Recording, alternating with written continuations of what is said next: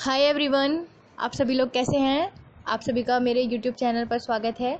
मैं वैशाली शर्मा और आज हम डिस्कस करने वाले हैं चाइल्ड डेवलपमेंट का एक्चुअल कंटेंट, जिसके लिए आप सभी ने बहुत ज़्यादा मुझे बोला था कि मैम प्लीज़ चाइल्ड डेवलपमेंट का कंटेंट पर वीडियो बनाइए।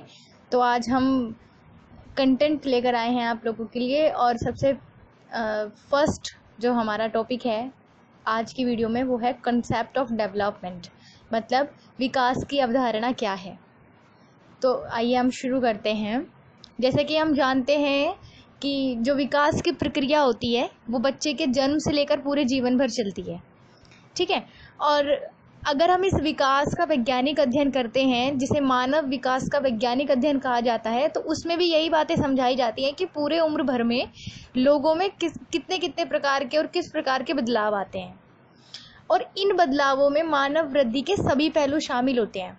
फिर वो पहलू कौन कौन से हैं, जैसे शारीरिक बदलाव, मानसिक बदलाव, बौद्धिक बदलाव, सामाजिक बदलाव व अवधारणात्मक बदलाव और व्यक्तित्व विकास सभी शामिल हैं, ठीक है।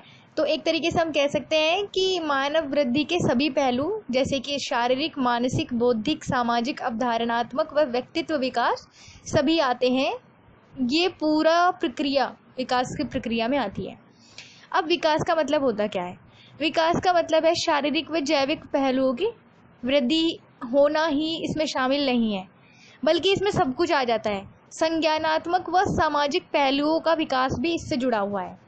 तो एक सीधे से सेंटेंस में हम ये कह सकते हैं कि विकास का मतलब हुआ शारीरिक व जैविक पहलुओं की वृद्धि से ऊपर, जो अपने साथ में क्या लेकर भी चलता है, संज्ञानात्मक व सामाजिक पहलुओं का विकास भी अपने साथ जोड़कर चलता है।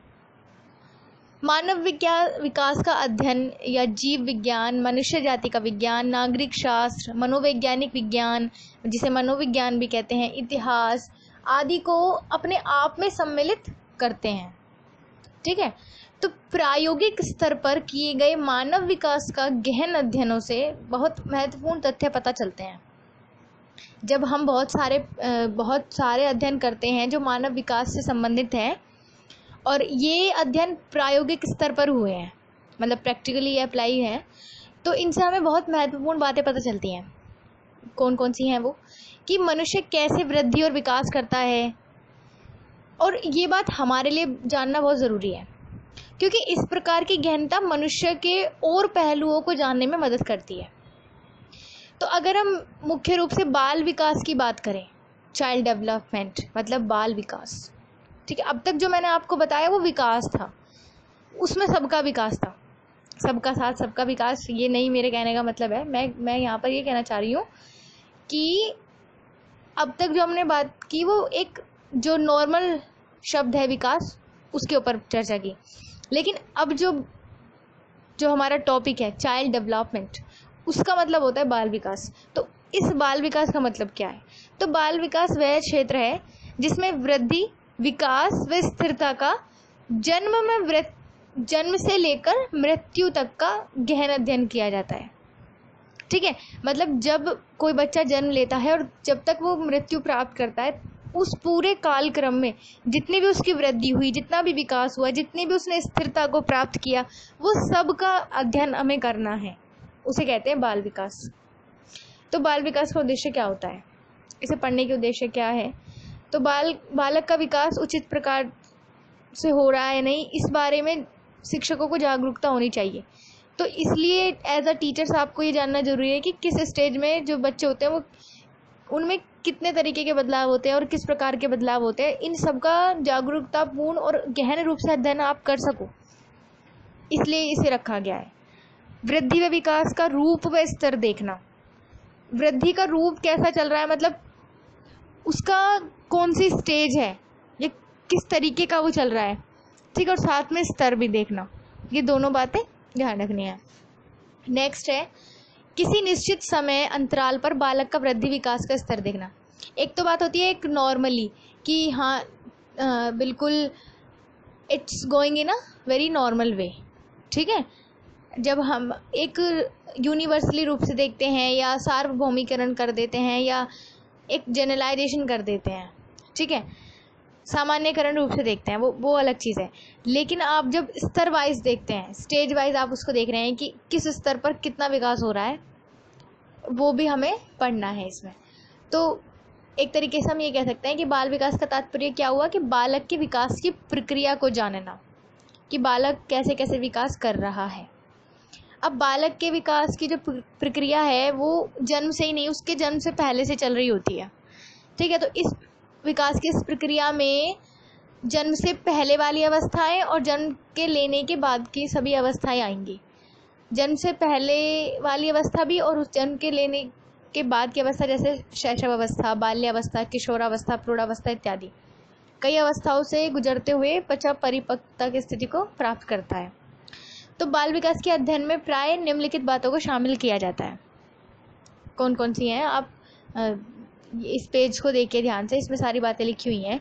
जैसे जन्म लेने से पूर्व एवं जन्म लेने के बाद परिपक्व होने तक बालक में कितने प्रकार के परिवर्तन होते हैं, ये आपको जानना है एज अ टीचर।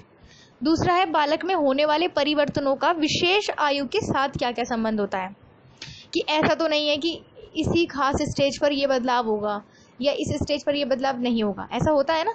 तो यही परिवर्तनों का विकास आपको देखना है, ठीक है, विशेष आयु के साथ। फिर नेक्स्ट है आयु के साथ होने वाले परिवर्तनों का क्या स्वरूप होता है।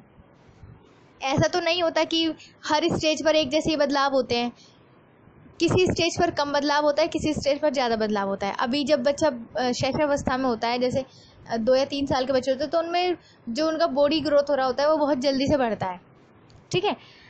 और यही बात किशोरावस्था से पहले आती है। तो अलग अलग स्टेज पर अलग अलग तरीके के बदलाव देखने के लिए मिलते हैं।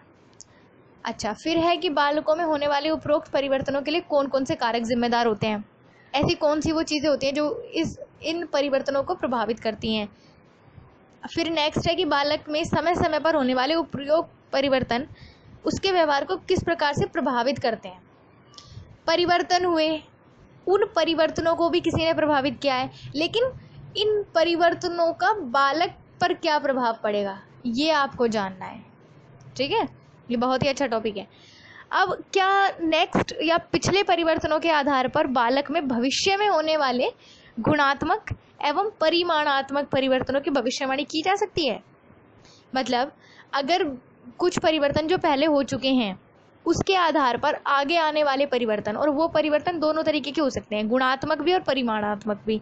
तो दोनों तरीके के परिवर्तनों को क्या हम पहले से ही अनुमान लगा सकते हैं उनके बारे में, ये जानना है, ठीक है। और फिर है कि क्या सभी बालकों में वृद्धि एवं विकास संबंधी परिवर्तनों का स्वरूप एक जैसा होता है अथवा व्यक्तिगत विभिन्नता के अनुरूप इसमें अंतर होता है। बिल्कुल सही बात है। जितने भी विकास संबंधी परिवर्तन होते हैं ऐसा नहीं है कि उनका स्वरूप सभी में एक जैसा हो। एक स्तर पर अगर 10 साल के बच्चे जो होते हैं उनमें देखने को मिलेगा तो एक ही तरीके का विकास, ठीक है, सामान्यीकरण अगर हम उसका कर दें तो। लेकिन ऐसा नहीं होगा कि सभी बच्चे बिल्कुल एक तरीके से ही विकास कर रहे होंगे, ऐसा बिल्कुल भी नहीं हो सकता है। सब में कुछ ना कुछ व्यक्तिगत भिन्नताएं होती हैं, ठीक है। तो उन व्यक्तिगत भिन्नता के अनुरूप जो अंतर होगा वो आपको उसकी समझ रखनी है। फिर नेक्स्ट है बालकों में पाए जाने वाले व्यक्तिगत विभिन्नताओं के लिए किस प्रकार के आनुवांशिक एवं परिवेश जन्य प्रभाव उत्तरदायी होते हैं। देखिए, जितने भी विकास या जितने भी व्यक्तिगत भिन्नताएं होती हैं उनको दो कारक प्रभावित करते हैं। पहला कारक है आनुवांशिकता और दूसरा है परिवेश, मतलब हेरिडिटी एंड एनवायरनमेंट।